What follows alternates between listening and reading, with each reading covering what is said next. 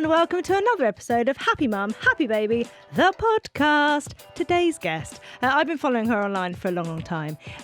Just the way that she shares her story with her son Jackson. It's Kaytee Jones. Hello. Hi, how are you? Good, thank you. Good. Thank you for having me. Thank you for coming on. So we'll basically go all the way back to your childhood. And you can tell me what your childhood was like. Childhood. Went to a Catholic primary and secondary school. Mm-hmm. Very religious family at the time. I feel like they've evolved. Oh, really? Yeah. That's interesting. Do you have any brothers and sisters? Yeah, I've got one older brother from my dad's side. Yeah. And then I've got a younger brother who's not very young now. I think he's 20. Well, he's still young, isn't it? Yeah. And then I've got an 8-year-old sister. Oh, I've got a feeling she might be 10 or 11. She might be a bit older than that. I hope she doesn't listen. She'll be very angry with me. She's around. She's young. She's younger. She's very young. In the first decade of life or something like that. Maybe the second. But yeah, I think there's like 16 years between me and her. Oh, 8 years wow. between me and my brother. And then my older brother a few years as well. So there's quite a broad range. But my mum married my stepdad when I was about 5. Okay. So, but I've never lived in the house with my little sister because there's such a big age gap. I left home when I was like 16. Yeah. So she was fairly... You left home when you were 16? Yeah. It was dramatic. Really?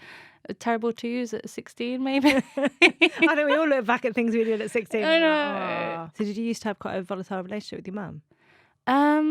Yeah, we've both. I was her firstborn, and she had quite a interesting upbringing. Right. And so I think, and also obviously she separated from my dad. So it was all just very different dynamics at the time. So yeah, it was interesting. It would have been challenging. Yeah, definitely for both of us. I think. Yeah. For me, having brothers and sisters. And, you know, that it's almost that perfect family dynamic, mum, dad, boy, girl. Yeah. But I was there before all of that. Yeah. So it's definitely something that shapes us, isn't it? It is. We grow up. And I think it definitely plays a role in who we become as parents. Yeah. For sure. And having had that experience growing up, did you feel like you wanted children of your own? Did you want a family? Yeah, I did. But I was very much set on the idea that I would be married and have children and that we would live happily ever after. Really? And I would do everything in my power to make sure that was the case. But I think life happens, doesn't it? And we just have to learn and then figure out what we can. As everybody, we're just learning every single day, aren't we? It's so different for each and every one of us. And you've just got to take what you can. Like, you might get thrown left and right, but you just got to try and stay in the middle. And that's the thing. I think we all kind of we have those ideals in our heads. And sometimes it's just about realising that those ideals are literally just an idea. Yeah. And you've got to actually embrace what is there and what you have. I was so set on it that it could have been really damaging Really? to be in that position and so almost narrow-minded and that this has to be how it is, and because you're just restricting yourself really, and you're putting yourself in quite a difficult position if that's not how it's working out. Yeah. So yeah, I was with Jackson's dad for about 6 years before we had Jackson. We were engaged, but you know things don't work out. And at the time, I think I sought reassurance in that you know there are people that are together for 20 years and then they get divorced. Like you can't always plan that. You can't plan your life from the very beginning. Yeah. You just got to take it where it goes. Yeah. So had you two talked about having kids? Yeah, I think over the 6 years in that time, we didn't plan Jackson. I was in my final year of university. Not ideal time. Not ideal time, but I did negotiate with the university. So we were like, I was supposed to finish before I had him. Like, right. He was due in the September. And I would have finished my nursing degree at the end of the September. Right. Because nursing's a bit different with the timescales. It just goes on for ridiculously long. And so, like, we brought early my final placement so that I would finish, I think, like, July. But that didn't work out either. I mean, there's a lot that doesn't work out, isn't there? And so I just had to have him and go back to the degree. Was he early? Well, by request. Oh, really? No. He wasn't. He was 37 plus 4, so he was at the full term. Yeah, but the pregnancy was just like not what I expected, not what Instagram told me Well, pregnancy first of all, was. let's talk about finding out you were pregnant. Yeah. Because if it was a surprise as well, Yeah. how did you feel in that moment, knowing that you had your nursing, like your studying that you were meant to be doing? And I think, because when I found out I was pregnant with Max, that wasn't planned. And it was literally like your whole plan for that next year gets flipped on its head. Yeah. And it can have a entirely. really weird effect on you. Yeah. I think, I say we were engaged, we literally just got engaged like 2 days before I found out I was pregnant. So we're like, that didn't get any attention whatsoever. But I think that did sort of provide a bit of reassurance for me. Yeah. Like, we just got engaged, and I was in my final year. If it had been my first or second, then maybe a little bit more. And I was definitely anxious of how the year was going to pan out. But actually, I don't know. It just felt so right at the time. Like, I don't know whether it was because I was in that little engagement bubble, or it was Christmas and New Year, and it was all like, woo. But it just felt right. And I did speak with the university, and we could manage to bring it forward. So it just, I felt at that time like it was just meant to be, which might sound really cliche. Oh, I think that's lovely. But it was quite enjoyable. To say it wasn't planned, because you do have this concept that if it's not planned, then everything's up in the air, and you know, it's crazy and it's devastating and it's not good overall, or you're just like, what am I going to do? But feelings wise, it felt right. That's good. Yeah. And then when did it all flip on its head and become a horrible pregnancy? Because you really did not enjoy being pregnant. I hated it. I just feel like I wasn't prepared. And I think there's a lot of that in motherhood, where if you're on the outside looking in, you can be given this impression that it's, you know, if you look at a magazine cover and it's all glamorous and Everyone's these smiling. perfectly oiled, no stretch mark bellies and perfect bumps, and everyone's smiling. Yeah. And I didn't, to be fair, I didn't have it as bad as Susie Farrell, because that is serious. But I did have nausea, but it was like that constant nausea where I couldn't eat. So I'd have like a cracker a day for like 4 months, and I like food. So I was really disappointed with that. Like, So the thing as well, I think if missed you're it. just nauseous, it's almost that you'd rather be sick. Yeah. And my housemate was saying that to me all the time. She's like, I bet you just want to be sick. And I was like, yeah, so it could be over with at some point in the day, but it was just constant. But, you know, I think with that, you do kind of look for that 3 month mark, don't you? Like, it'll end, there's an end in sight, hopefully. I think it went on for a bit longer, but then I got SPD really early. Right. Symphysis pubis dysfunction, where like your hips can't hold the weight, or they're just too flexible up. Don't ask me. What did you have to do? Did you have to have a band or? So because it started so early on, I got the other thing as well. Is it sciatica, where you get like the sharp pains down your legs? I didn't even have a bump, and I had that, and I was like, are you kidding me? What is this? And there was another girl in my cohort that was pregnant, and she had this perfect bump, and she just looked so lovely, and I was just like, I'm in pain, and you can't even tell I'm pregnant. Like, this isn't part of the deal. Also, I think you have this ideal of what you will look like pregnant. Yeah. So I used to do pole fitness. I don't want to say pole dance because that's going to give the wrong impression, but I used to do pole fitness in a class of women. Like, not in a club. It's loads of fun. It was really fun. And I felt really strong from it, and it was great for confidence, and I was quite flexible, so I felt like I was quite agile, and I had this impression, because I was part of at that time like a pole community, and you know, there were pregnant people that were climbing a pole in labour, like these amazing crazy people, and that's what I thought I would be. And I was like 12 weeks, no bump, and like, oh, this isn't fair. I feel very sorry for myself. And then so once it progressed further, I did get a band like much later down the line, but when it got to my 16, I think it was my 16-week scan, I had a bit too much fluid. So I went from not having a bump at all to all of a sudden looking 6 months when I was 4 months. So the sickness went about 4 months. And it was just painful. Oh, really? It was just really painful. I wasn't expecting the pain that came with the pregnancy that I had. Obviously, some people would be different. I did expect to be going to pole or doing everything.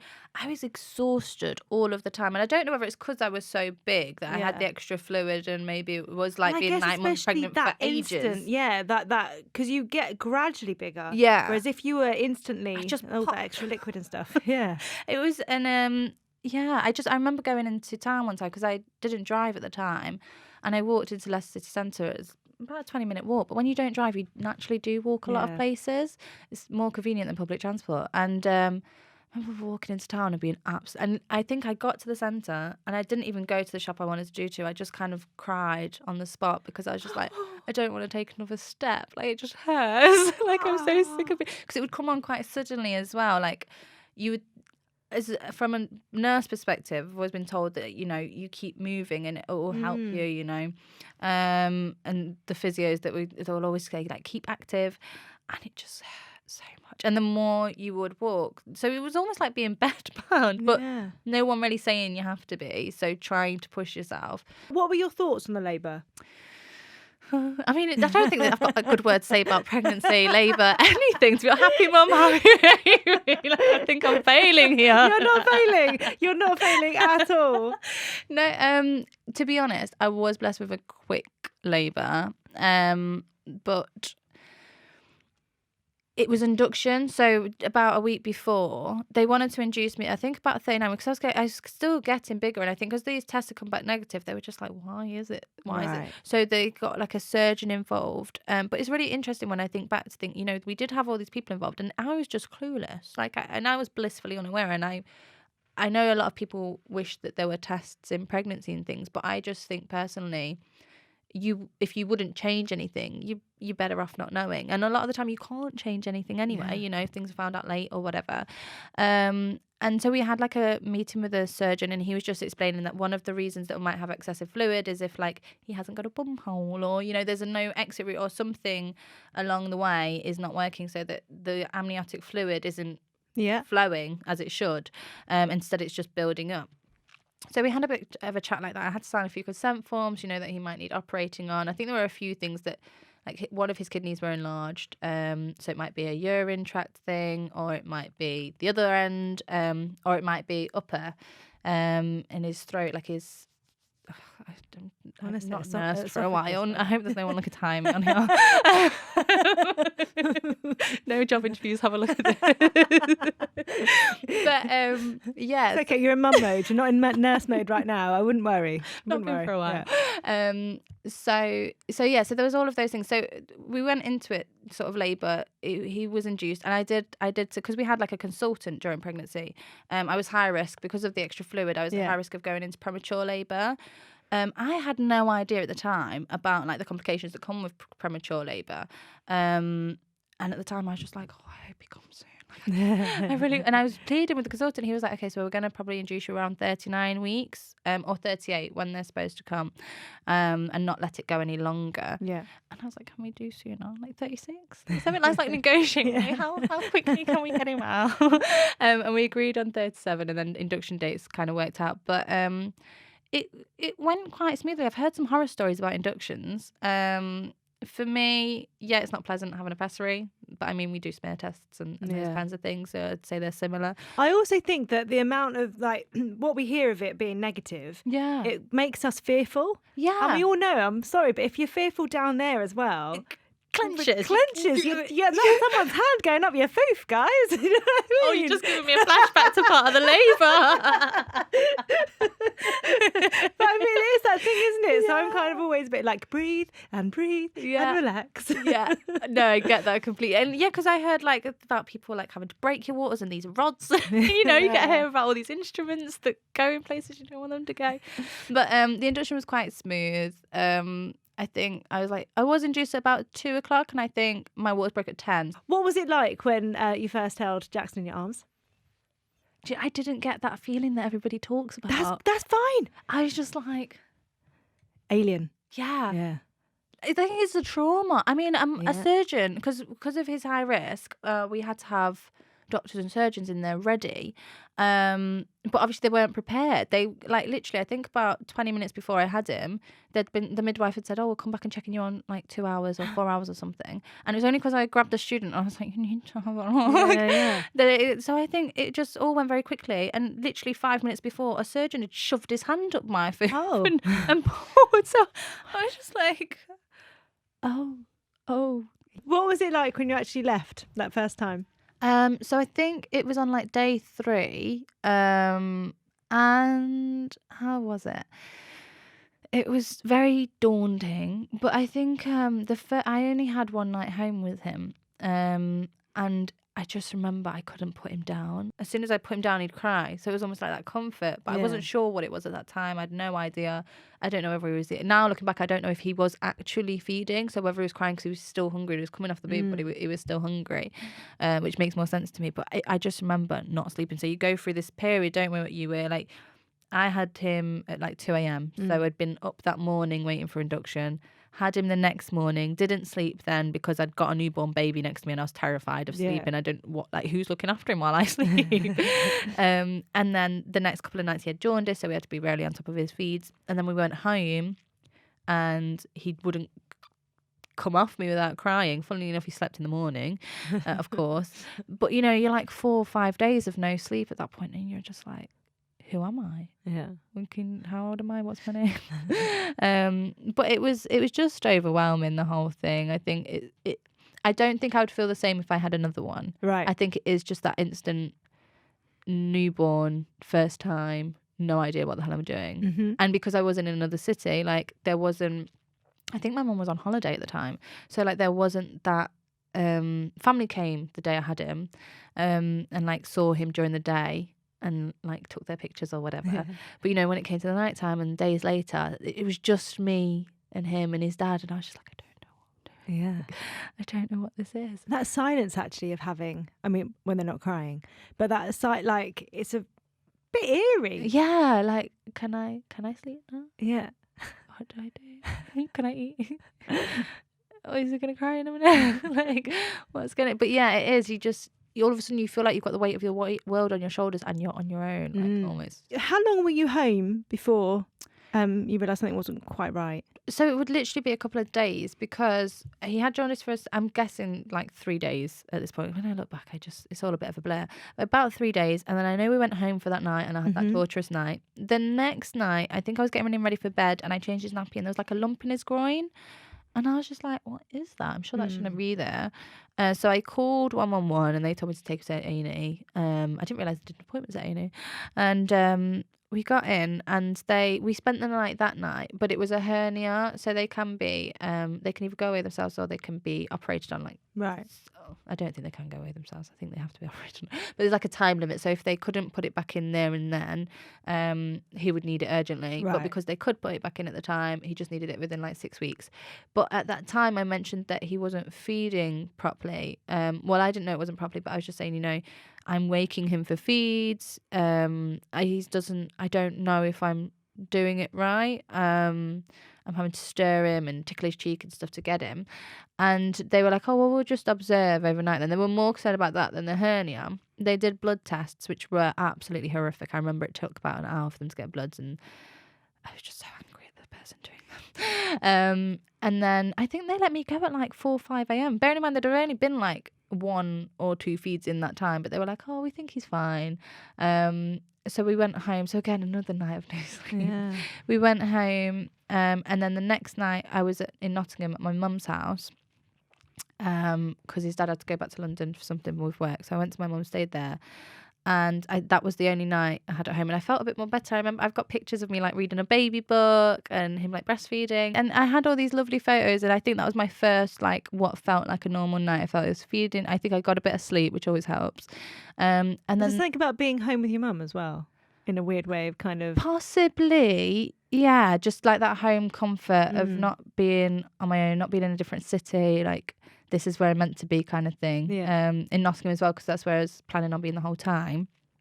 And then when we went the next day, I had like a couple of friends around to visit, and we were going through labour stories and all of that, and that was all really nice. My mum was making cups of tea, which isn't her normal either, so she was really going out of her way to make a nice setting. And I don't know what it was, but something just didn't feel right. I had no idea at the time, and I was really cautious. I had a cold sore from like being really run down from the labour, and I hadn't kissed him. I'd actually not kissed him anything at all. And I just started getting panic. You know, you've seen the newspaper articles or you've read the headlines about things like this, and I was just like panicking because he did seem a little bit off, and I was like, what if it's that? And then I was like reading, and it was like they won't have a temperature, they won't have any of these things. Gotta say, I had never known anything. Oh, had you not? No. Oh, I don't know why I've seen them then. But yeah, if it passes on to the unborn, onto a newborn, it can be quite devastating. They can't really fight the infection so early on. Which wouldn't really make sense in my case either, because he would have my antibodies, you would think. So I was just very irrationally worrying, and I called 111, and I think they just thought I was a bit crazy. And then I think my friend looked in his mouth, and there were like some maybe white bumps or something, and I was just like, oh my God. Went to the chemist. The chemist was like, well, as they do, we're like, well, I'm not concerned, I don't think it's that, but if you're worried, you should go to the hospital, because obviously everyone passes it on. Yeah, everybody passes it on. No one wants to be the person that says it's fine and doesn't give you an alternate, so it's on your on your shoulders. And then we got back, and I tried like a reflex test with him, which doctors do in hospital, and he didn't respond to it. And then all of a sudden that was it. I was just like, I need to get into hospital. I got him in the car seat. I was like, he was so floppy. I was holding his head up in the car seat. And I was so lucky we got there, and I called Leicester on the way because they'd done blood tests a couple of nights before, and my mum was like writing them down in the front of the car so that when we got to Nottingham, because they'd never known anything of him, they would have something to go by, and they could see that they were abnormal, and they did say but again, he perked up under the blooming lights. They always do, don't they? Get to hospital, they perk up, and you're just like, I've not even known you like this. You're 6 days old. I brought you to hospital because I'm scared, and now all of a sudden you're a whole new person. Look at all this paperwork coming out. But I was so lucky they did listen to me, and then we were in for I think about 6 weeks, and we got home for a couple of nights, and then you're really flying through that. So we got seen, and then we were there for 6 weeks, and it's just a lot. There's a lot. But yeah, no, they did do all the tests. I was so lucky. So the blood test that you'd had in Leicester, they showed abnormalities, and they probably should have phoned you. Yeah, they should have. And when I was on the phone, he literally said to me, he was like, "Did you say you're on the way to the hospital?" And I was like, "He said, oh, good." Right. What were those abnormalities? So it was to do with his liver because of jaundice. Again, I'm trying to remember quite a long time ago that I haven't really thought about for a while, but there's 2 different types of bilirubin which affect jaundice, and one of them is like the common jaundice, and one of them is not, and it was the other one that was abnormal, to show some sort of something wasn't right with his liver. So then they did everything. I was so impressed because he wasn't presenting anything, but obviously I did have these blood results, and they do have to be cautious. He was only 6 days old, so I guess that does work in our favour. But they did a urine sample which showed positive for the CMV, but that was a few days later we got the results for that. In the meantime, they were like telling me like his facial features, should we do some genetic tests? But they did a heart scan which looked like he had a hole in his heart. They did a blood test which showed his liver abnormalities, a kidney scan which showed that he had bilateral kidney reflux, so when the urine goes down to the bladder, it go back up, which can cause infection. And it was grade 4, so it was quite severe, and on both sides. And they did an MRI, which showed 2 cysts on his brain. The urine sample, like I say, came back with cytomegalovirus, CMV, which had been shown up negative in pregnancy.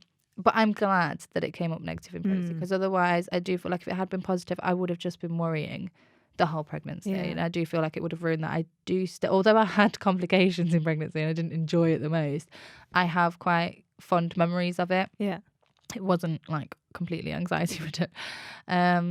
And so it just went on. It felt like every test they did, something came back, and he just kept losing weight. So you know when a newborn, like the first week or something, they lose weight and then they gain it within a couple of days. He just never gained, and he just kept losing. He was just getting smaller and smaller, bless him.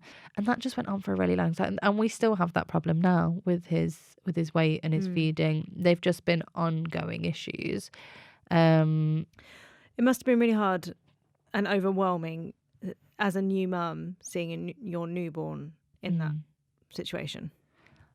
I think it was, but it was all still so surreal. And I think I don't know whether, now I look back, I'd say like denial for a long time.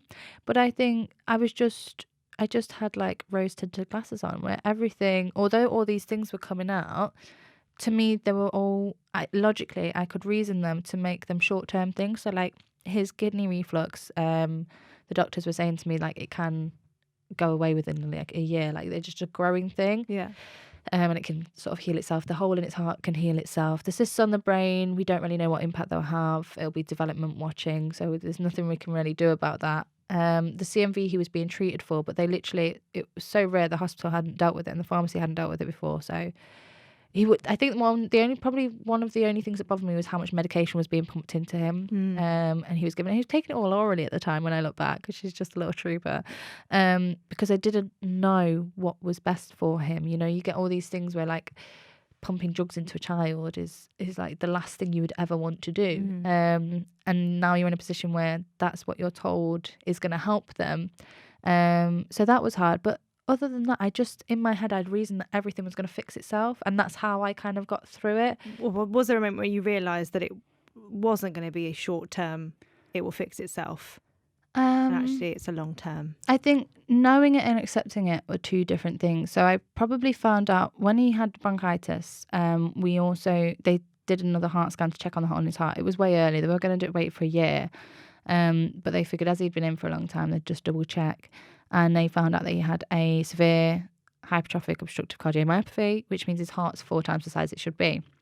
And it was life-threatening. We had a doctor from Leicester, the cardiac centre, Glenfield, come over and speak to me about it. And she was just like, there's nothing we can do about it. But, you know, it's quite serious and it can cause sudden infant death. And so that was a lot to take on. I think that's probably the worst news I've had out of everything. But that triggered them to do another genetics test because obviously they're putting everything under this one diagnosis that we had, because typically you would only expect that someone would have one diagnosis. Oh, we've got the answer. This is it now. Let's stop looking. Yeah, exactly. So they did another one. Then we found out that he had 1p36 deletion syndrome. And I think that's probably when I got an idea that it was going to go on for a long time. It was going to be life, because it was... it's a cause of disability. It's a rare chromosome deletion, but if you imagine that someone's got part of their chromosome deletion, which makes up who you are and what you do and how you can do things, that's for life, really. There's no changing that. You can't put a chromosome back. Do you know what I mean? Like, there's no finding it, really. There's no fix. There's no cure. So I kind of knew from then, and obviously, but I think his heart condition kind of masked over that, so that was the main issue. But also, I think when you're faced with things that are life and death, the things that are going to last long term aren't the worst case scenario. Yeah. So you just, okay, well, what I am left with isn't that bad, you know? Like, it's not life and death. Yeah. His heart is still obviously always going to be sort of hanging over us. But I think when you get so many different things going on, it kind of puts things into perspective. Mm-hmm. So one minute you're worrying that they're going to be disabled, the next minute you're worrying that they're going to die. And then all of a sudden... Yeah. you know, it's not that bad. Like, so I guess around the 3-month mark, but I think I probably started accepting it only recently. Really? I think I was so clouded by the fear of him passing away and something taking his life that I never really addressed what could be lifelong, because that wasn't my prior concern. Like, it was all revolving his heart and everything else. And then as I've learned to sort of live with his heart, and you know, we do what we do and we get by, and we're living as close to a normal life as we can with that. Then I start to see, okay, so what we're actually living with is the disability side of things, is him being developmentally delayed, and he's managing it. And then that's where it kind of comes into accepting that. But I'm not sure I would have handled it so well, in a really weird way, if we hadn't had those other threats. Yeah. Because it's all about perspective, isn't it? Yeah. After that big stint in hospital and you were settled at home, was it overwhelming knowing that there was so much you had to do? Yeah. I think a lot of the weight was, well, not a lot of the weight, but part of the weight was taken off by us having carers from before we left. Before we left hospital, I said, I can't do this on my own. Like, it's not possible. That care plan, he's not going to get his needs met. Did they think you would be able to do it on your own? Yeah, so they wanted to discharge us, and I said no. And what is his day-to-day Sort of, what does he need? So overnight it changes like every week. The carers are just like, what's going on? So at the moment he's on a blended diet, so it's just puree and food that can go through, thin enough to go through a tube, which is a bit of a difficult balance because obviously you do that with yours until they're a certain age, and then they have solid foods, but we're not quite at that stage, and he only tolerates a certain amount in his stomach because he's got problems with it emptying. So it's really slow. So hours later, he can still have food from lunch in his tummy. So yeah, blending it down, pureeing it, and then putting that through the tube, and that takes about an hour for each that meal. Tube goes straight into his tummy? So it's straight into his tummy. Obviously, there are different varieties of tubes. Some people do have the NG tubes. Jackson had one of them, but when we were having so many problems with the vomiting, they did that operation. To give him a tube, it's going straight into his tummy in hopes that it would help, and it's taken a long time. But yeah, so his meal times take about 2.5 hours because he has to have the amount of fluid that he requires for his kidneys, which is, so as an example, a typical child his age requires about 1 litre of fluid, but they can have more or have less, and their kidneys will work with that, whereas Jackson's not in that place, so he has to have 1,500 mils of fluid, so it's like an extra half. Otherwise, and if he has less, his kidneys won't cope, and if he has more, his kidneys won't cope. So it's very specific and regimented. So he has to have the water going in, and then also for his physical development, we need to do an hour of physio every day. According to his physiotherapist, he needs the hour plan and an hour in his stander. We very rarely get to do the hour in his stander as well as that because it's 2 hours of a day, and he's got about 4 hours that he's not being fed. So you still want to do things like go to the park. How do you do things like that? How do you You just have to take everything with us, and you do get used to it, especially once you're in a routine. Obviously the nights that I don't have carers, which is at the moment 3 nights a week, we do less. If we've had a carer the night before, I'll try and do what we can on those. But it just varies because then you've got the physio, but then also we have appointments, and a lot of things knock things off. So on Thursday he's got bloods at 9:15, so I'm going to have to do his food a little bit earlier because otherwise the bloods will make him vomit, or we could be waiting there for hours and it will knock onto his lunch. So you just have to juggle as you would with everything really. But I think that's where it comes into 2 jobs. You're a mum and you want to spend the time together, and you want to go to the park, and you want them to go to nursery, and you want them to learn, and you want to teach them things, but then you're also a carer because in order for them to thrive, they need you to be doing that physio. They need that care plan done specifically, and you need to advocate for them because other people will try and say they're better doing this, and you see them 24 hours and you see each individual doctor. So it's very rare. Well, it's never been the case that his Great Ormond Street doctors have been in an appointment because obviously we're miles away in different hospitals. But you have a meeting with one doctor and they'll want one thing, but that doesn't coincide with what the other doctor. So as parent, you are like the middleman. You're the person that hears everything, so you have to go, well actually, and you negotiate with different people. Well actually that person says that, so can we do that, and he doesn't tolerate that if I do that at night, so if I swap that with that, and you end up in control of a lot of things, and it's a full-time job, but it's not without its rewards, because just like your typical child with the milestones, they have these very unique milestones that you're just like, he's 2 years old, he said second word, it doesn't mean anything, but he said it. The other day I was doing Ready Steady Go, and he's learnt to say go, which we've been trying for about 1.5 years now, and I was just overwhelmed with joy, oh my god, those hours and days and years. What was his first word? His first word was book. Which I was quite impressed. I was like, yes, you little smarty pants, you do like the word book. But he soon lost that, so he loses things as well, and they get replaced by different things. So his latest one was Pepper for Peppa Pig. Before that it was Ben, but then Ben got replaced by Peppa Pig. And now Peppa's a bit disorientated because Peppa Pig will be on the telly and say, what do you want? Pepper. And so now Peppa's everything. Peppa's just getting him what he wants. And just oh. But he's learnt to sign please, but he doesn't know how to sign or say what he wants. So he's just hitting himself to say please, and you're like, please what?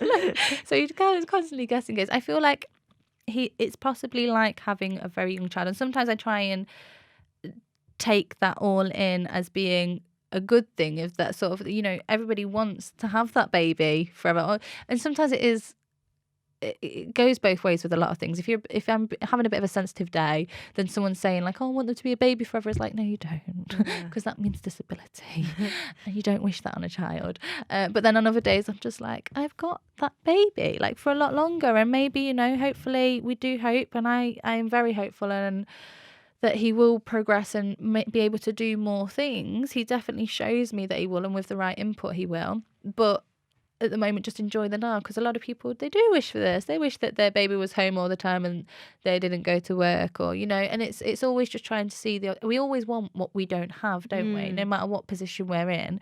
And it's just trying to be like, okay, other people would quite like to stay at home. Okay, I'm doing that. That's what I'm doing.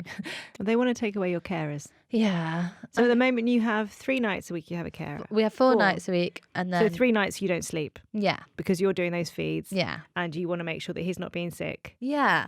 And also, like, it's not, I think they almost think it's a choice sometimes. And you're just like, if I don't do that, he's going to lose weight. And if he loses weight, he's malnourished. Additionally, if I don't do that, he's going to be dehydrated. If he's dehydrated, it's in hospital. So it's frustrating on both sides, because it's like, if I don't do these things, you do realize he's going to cost a lot more money in hospital. He's not going to thrive as well as he is doing, because the only reason he's thriving is because I've got these hours to be able to input into other things.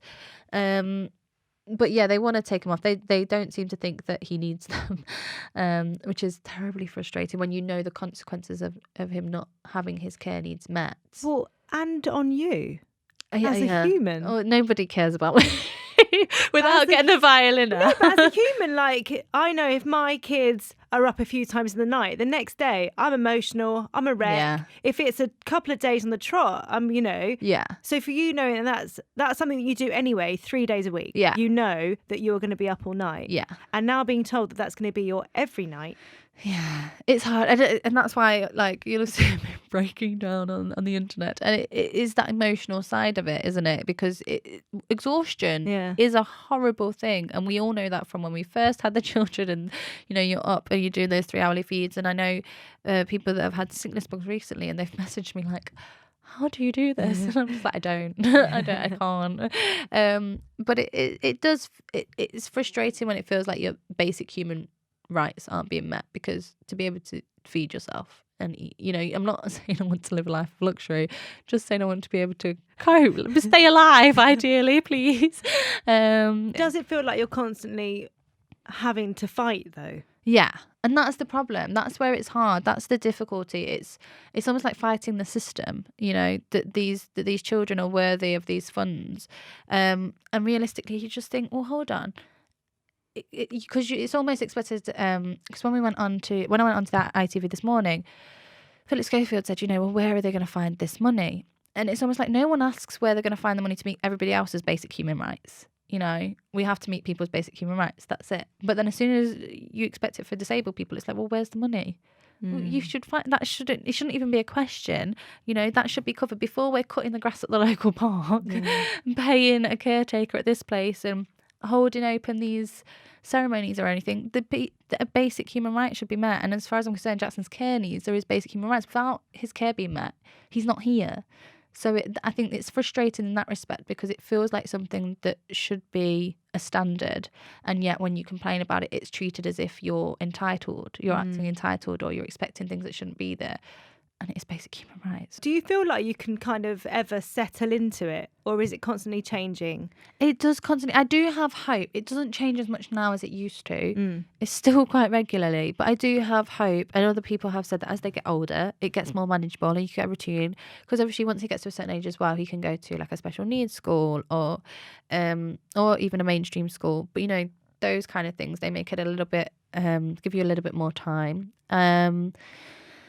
And just like his feeding, there's always something that you're working on. So I'm hoping that one day he will walk. I'm working on that with his physio. He goes to... Seen him that was at conductive education that he goes to once a week. I love it. It's my favourite time of the week.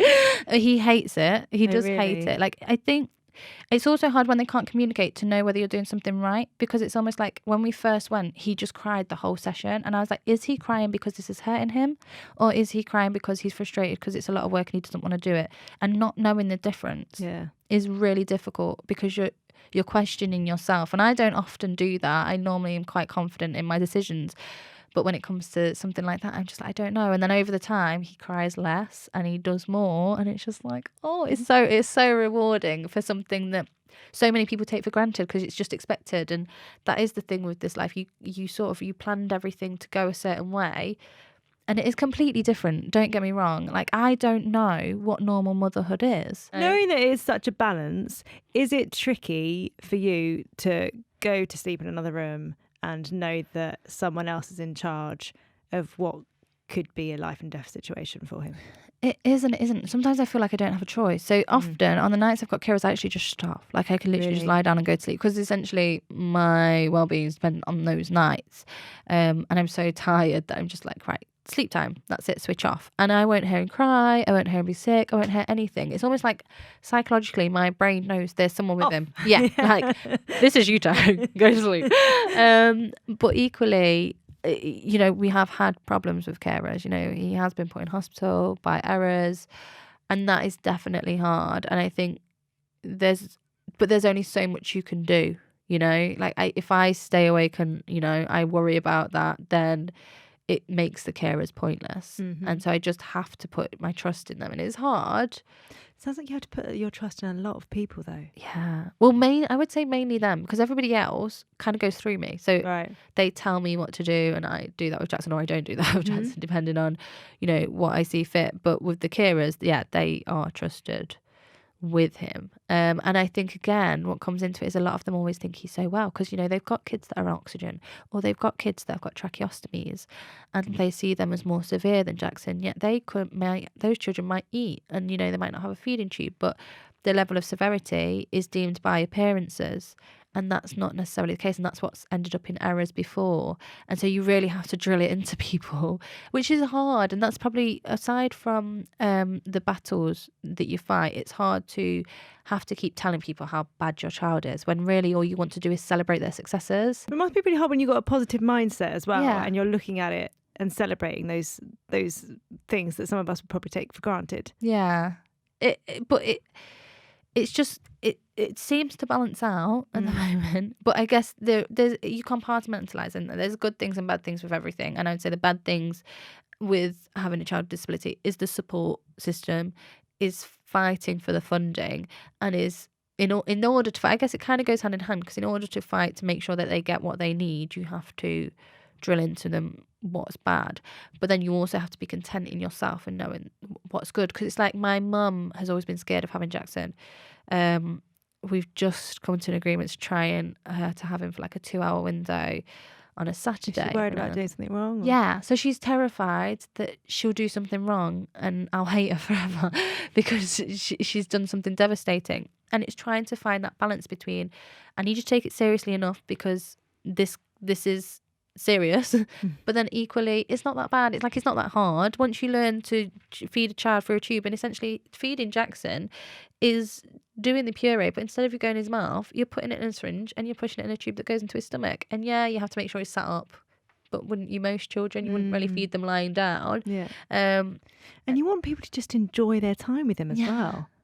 Yeah, fully. Because and his nursery took a while with that as well, where they were so scared and they were having a lot of vomits, and him vomiting is very draining. Like, you're just like, you've just spent an hour putting food in, and then all of a sudden it all comes back up, and he's traumatized and you're traumatized. It's very draining, and you sit them up they're sat up for 2.5 hours or whatever, and it's restricted in this chair. And now they've got the confidence with him, they are enjoying it more. Yeah. But it's just that process of getting past the nerves. And then we'll get carers in that are overly confident because they've got children with tracheostomies and oxygens, and they think, and they think, oh, he's easy, like, he's fine, like, it's no problem. And you're just like, no, you need to take this seriously. So it's always a balancing act. And I guess it just comes down to health and your child, and trying to find the balance between being mum and being carer, and focusing on the good as well as the bad. And sometimes when you can sink into a moment, but I feel like that's with everything. If you sink into the bad, you can really dwell on it, and it can really affect you, and it can be devastating. But equally, you could do the same with the good. And sometimes it just takes a reminder, like, it's okay. Like, it's going to be okay. Like, you will get through it. And I've even been at points where, I know earlier this year I was really down. And I was just like, but I was more of in like a funk, and I was just like, when am I going to get out of this? And it was weeks, and I was just like, I'm still waiting. Is it going to stop yet? And then, you know, a month or so later, happy as Larry again. But it's just peaks and troughs. And I feel like we just have that in life with everything. It can be work, it can be family relationships, it can be your child being unwell. There's always something. And I think one of the things I've learned is everyone's got something going on. Yeah. They might not be shouting about it. It might not be at the forefront. You might not see it on their Instagram or their Facebook, but everybody's got something going on. Everyone's got something they're struggling with. And I just feel like I wish disability and medical conditions were just talked about a bit more as a normal, to try and bring that to the surface, because it's not that we need to be talking about it because it's a problem. Like, obviously there are problems as with everything. But it's more just that it needs to be talked about to be a bit more normalised, to be a bit more part of a conversation. And like you said, communication is a huge barrier. So if we're opening it and we're talking about it, then people are learning, people are understanding. And you don't know unless someone tells you, do you? Like, you really don't know unless someone literally says to you, this is this, and, you know, this is how this happens. And I need you to think about this, you know?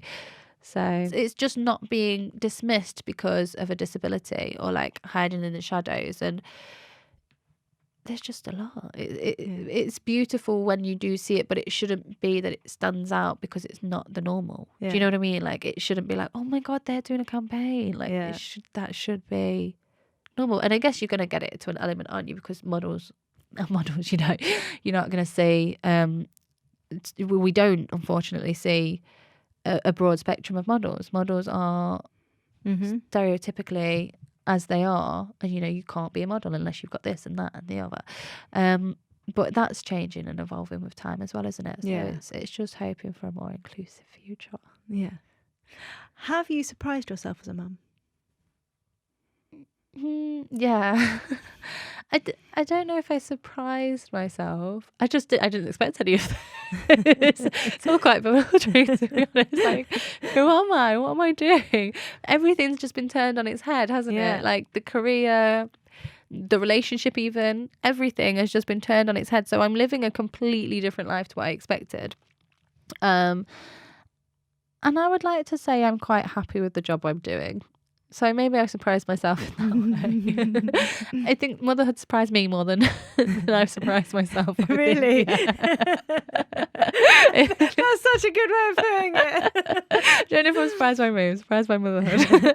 I think I like what he's brought to the table. He's made me such a better person. Like, honestly, when I look back now, I think, oh my God, I was a dick. Sorry. Really? You can say dick as much as you like.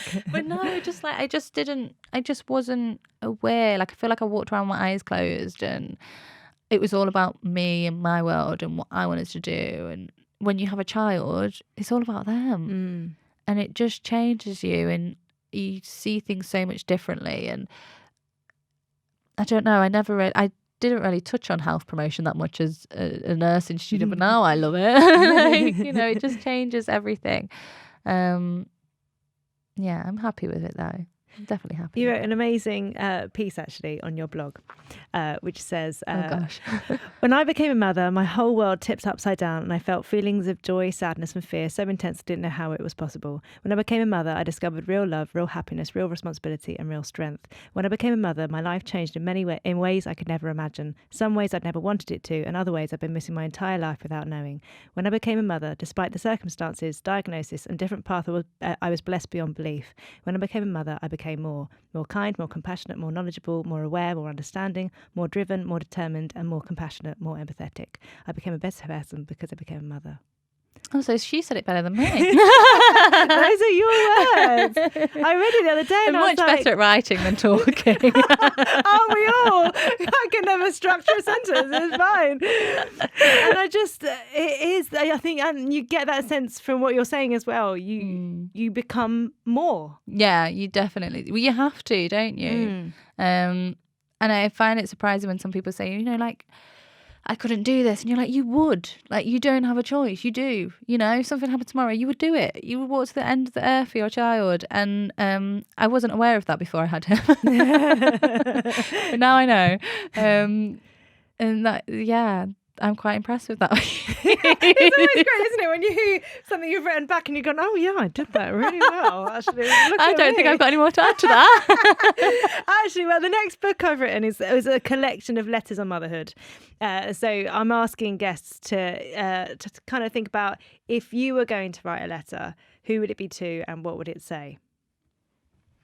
I would write a letter to a new mum that felt alone. I would say, you know, it's scary. I know you're overwhelmed beyond belief. I know it's surprising, you're in shock.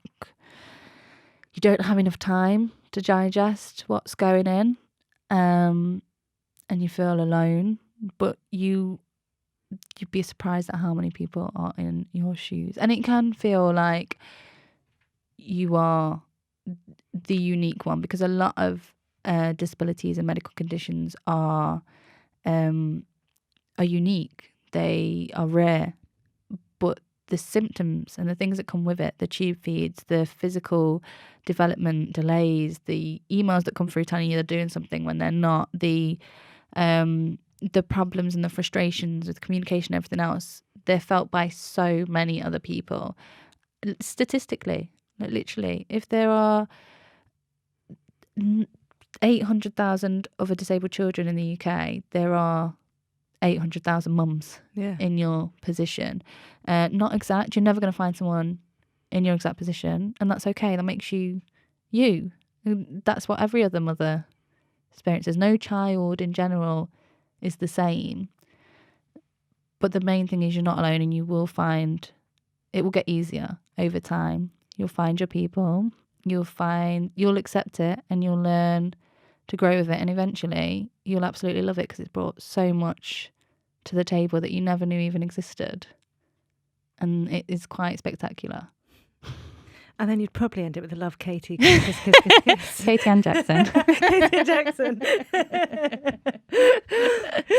And then we end each podcast with you finishing these 3 sentences. Since being a mum, I've never been so tired. I feel like it should have been more spectacular than that. So much more loving and heartwarming and child orientated. Being a mum means putting somebody else before yourself in every single scenario. And I'm happy when Jackson's happy. Is that cliche? Not at all. That's lovely. As a little something from us, we have put £5,000 into your account for you and Jackson. Oh, stop. For the future. Oh. Just a little something for a thank you. That is amazing. I can't thank you enough for that. I'm speechless. I'm not speechless. I've always got something to say, but I don't form sentences properly. You don't need to. You don't need to. It's just a little something to make it easier going forward, so you don't have to battle quite so much. That's amazing. Thank you very much for coming on. Thank you for having me.